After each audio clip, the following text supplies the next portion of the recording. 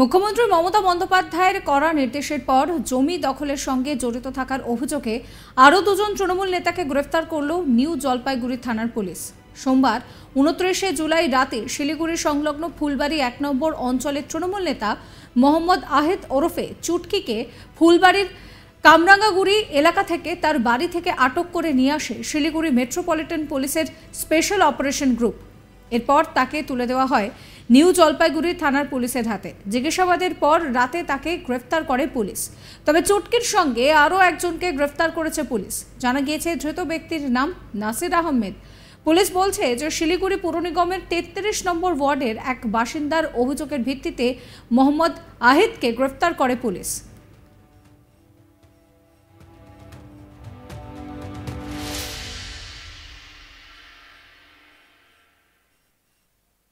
জানা গিয়েছে ফুলবাড়ি 2 নম্বর গ্রাম পঞ্চায়েতের চুনাভাটি পশ্চিম ধানতলা এলাকার বাসিন্দা নাসির আহমেদ। তার বিরুদ্ধে একাধিক জমি দখলের অভিযোগ রয়েছে। প্রসঙ্গত, জলপাইগুড়ি জেলার অন্তর্গত ডাবগ্রাম ফুলবাড়ি বিধানসভা এলাকায় দীর্ঘদিন ধরে জমি কারবারের রমরমা। একাধিক জায়গায় সরকারি জমি দখলের অভিযোগ রয়েছে তৃণমূল নেতৃত্বের বিরুদ্ধে। বিষয়টি নিয়ে মুখ্যমন্ত্রীর কাছে অভিযোগ জমা পড়তেই মুখ্যমন্ত্রী ক্ষোভ প্রকাশ করেন। এরপর গত মাসে নবান্ন থেকে বৈঠকে মুখ্যমন্ত্রী পুলিশকে এই জমি দখলের বিরুদ্ধে কড়া পদক্ষেপ নেওয়ার নির্দেশ দিয়েছিলেন। মুখ্যমন্ত্রী ক্লিনচিট পেতেই জমি কারবারের সঙ্গে জড়িতদের বিরুদ্ধে কড়া পদক্ষেপ নিতে শুরু করে শিলিগুড়ি মেট্রোপলিটন পুলিশ। গত মাসেই জমি চক্রের সঙ্গে জড়িত থাকার অভিযোগে তৃণমূলের ডাবগ্রাম ফুলবাড়ি ব্লক তৃণমূলের সভাপতি দেবাশিস প্রামাণিককে গ্রেফতার করে পুলিশ। এরপর গ্রেফতার হয় ব্লক সহসভাপতি গৌতম গোস্বামী। ফের জমিকাণ্ডে জড়িত থাকার অভিযোগে গ্রেফতার করা হলো আরও 2 তৃণমূল নেতাকে। প্রসঙ্গত, ধৃত মোহাম্মদ আহিদের বিরুদ্ধে জমি দখলের অভিযোগ দীর্ঘদিনের। 2007 সাল পর্যন্ত সিপিএমের শ্রমিক সংগঠনের সদস্য ছিল চুটকি। 2008 সালে পঞ্চায়েত নির্বাচনে সিপিএম তাকে টিকিট না দেওয়ায় নির্দলের হয়ে তিনি কিন্তু নির্বাচিত হন।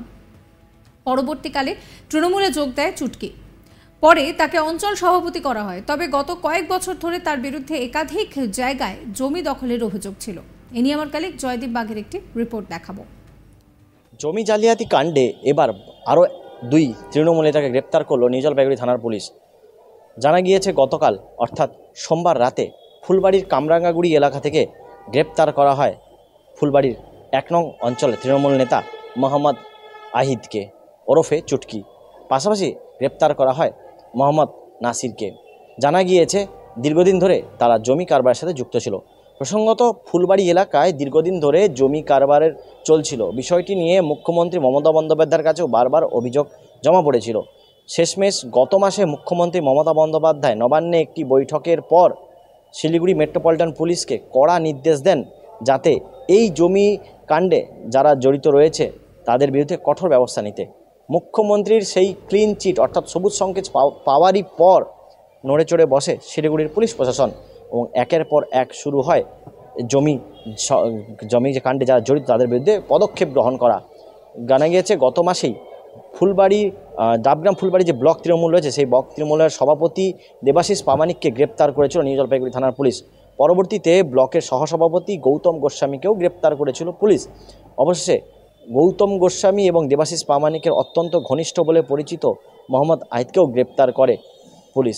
জানা গিয়েছে গতকাল এসটিএফ অর্থাৎ শিলিগুড়ি মেট্রোপলিটন পুলিশের স্পেশাল টাস্ক ফোর্স তার বাড়িতে যায়, দীর্ঘক্ষণ তাকে জিজ্ঞাসাবাদ করে, পরে নিউ জলপাইগুড়ি থানার পুলিশের হাতে তাকে তুলে দেয় এবং রাত্রে তাকে গ্রেপ্তার করে।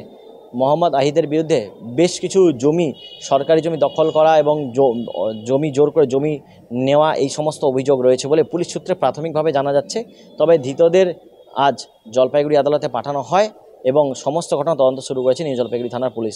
প্রসঙ্গত, এই মোহাম্মদ আহিদ বা নাসির এবং গৌতম গোস্বামী সহ দেবাশিস প্রামাণিকই নয়, যেটা মুখ্যমন্ত্রী মমতা বন্দ্যোপাধ্যায়ের কাছে অভিযোগ রয়েছে, এই জমি কাণ্ডে আরও প্রচুর তৃণমূল নেতা রয়েছে এবং বারবার গত 2 বার তৃণমূলকে ওই এলাকায় আসন হাতছাড়া করতে হয়েছে। একটা সময় তৃণমূল অর্থাৎ বর্তমান শিলিগুড়ি পুর নিগমের মেয়র গৌতম দেবের ঘাঁটি ছিল বলে পরিচিত এবং গৌতম দেবও ওই বিধানসভা কেন্দ্র থেকে জয়ী হয়েছিল।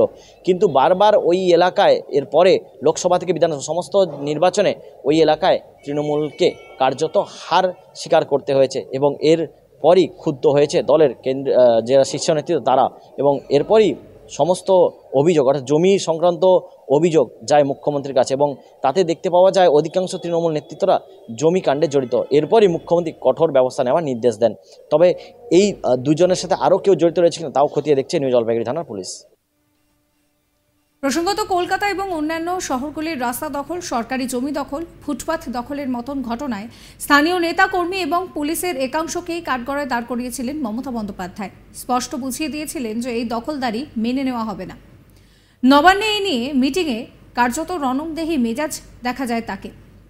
হকার থেকে শুরু করে নেতা, পুলিশ থেকে শুরু করে কাউন্সিলর, নিয়ম ভাঙলে গ্রেফতার করার হুঁশিয়ারি দিয়েছিলেন তিনি বলেছিলেন যে সব মিউনিসিপ্যালিটি একই নিয়মে চলবে। কি বলেছিলেন মমতা বন্দ্যোপাধ্যায় শোনাবো। হকারদের আইনত বৈধতা দেওয়ার জন্য আমি একটা আইডি কার্ড করতে বলেছিলাম, বা তাদের একটা পরিচয়পত্র। কেএমসি এলাকায় নাম রেজিস্ট্রেশনের জন্য 61,000-এর বেশি হকার আবেদন করেছিলেন। এর মধ্যে 59,000-এর বেশি আবেদন ঠিকঠাক পাওয়া গেছে। মাত্র 2,000 লেফট আউট হয়েছে, তার কারণ এক একজনের 4টে করে ডালা। সেটা আমরা করতে পারি না। 4টে করে ডালা মানে আর একটা লোককে খাবার সুযোগ দিন। হকার নেতাদের টাকা দিলেই চাঁদা তুলবে আর ইচ্ছা মতো ডালা বসিয়ে দেবে। হকার নেতারাও কিন্তু এই আইনের মধ্যে পড়বেন, এটা মাথায় রাখবেন। আর দয়া করে হকার নেতারা চাঁদা তুলবেন না। গরিব লোকেদের কাছ থেকে পুলিশ আর হকারদের চাঁদা তোলা নেতাদেরও সবাইকে বলছি বন্ধ করতে হবে।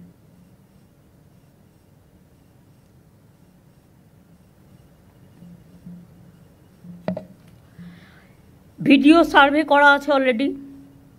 এখনও যারা যোগ্য কিন্তু রেজিস্ট্রেশন পায়নি, আর একবার সার্ভে করে দেখার সুযোগ দিন। তাতে যদি সে একটা ডালায় রাজি হয়, একটা পরিবারে 2 ভাই থাকতে পারে, সে আমি লক্ষ্মীর ভাণ্ডারে বউদের দিই, সেই জায়গায় একটা ভাইয়ের জায়গায় 2 ভাই থাকতে পারে যদি অন্য নামে, বহিরাগত নয়। এখানে থাকছে, তার পরিবার আছে, তার অন্য কোনো আর্নিং নেই, তারটা আমি নিশ্চয়ই রিকনসিডার করতে পারি। তাদের জন্য আলাদা জোন করতে হবে। একই জায়গায় গায়ে গায়ে ঠেসে ঠেসে, গড়িয়াহাট তো হাঁটারই জায়গা নেই। আমি গড়িয়াহাটের এপারের অংশের কথা বলছি না। আমি গড়িয়াহাট যেটা বলেছিলাম সেটা হচ্ছে, আমি মিছিল করার দিন দেখলাম যে স্টল দেওয়া হয়েছে 4-5টা খোলা রেখে। এটা দেখতে ভালো লাগে, কিন্তু এটাও ফ্যাক্ট, বৃষ্টি আসলে তাদের পেছনের দিকটা ভিজে যাওয়ার সম্ভাবনা থাকবে। সাবস্ক্রাইব করবেন আজ তাক বাংলার ইউটিউব চ্যানেলকে, ফলো করবেন হোয়াটসঅ্যাপ চ্যানেল।